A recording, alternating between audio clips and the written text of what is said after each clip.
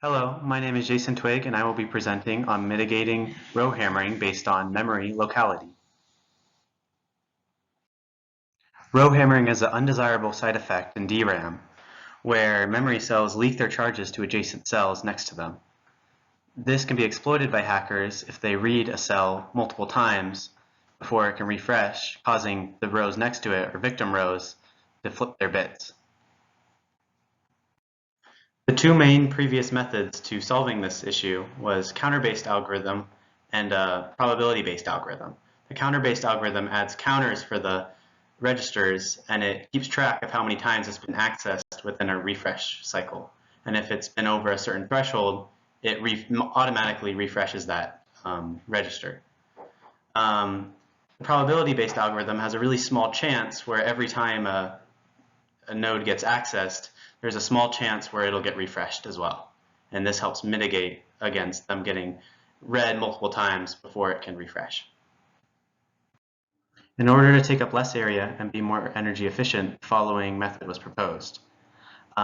Instead of it being totally based off probability or a counter, this time it'll keep track of the latest rows that were accessed and keep them in a queue. And then each time the row is accessed, it'd get added to the queue. And in the case where the row hadn't been accessed lately and it wasn't on the queue, it would be considered a miss. And if the row had been accessed recently, it would be considered a hit. And the formula below was calculated to find the probability where the victim rows would be reset.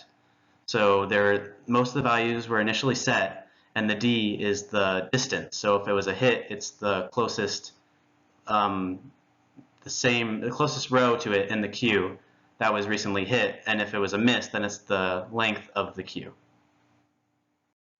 The results were very promising, with a 1.82 times better than para and a 7.78 times better than ProHit on reductions per additional refreshes.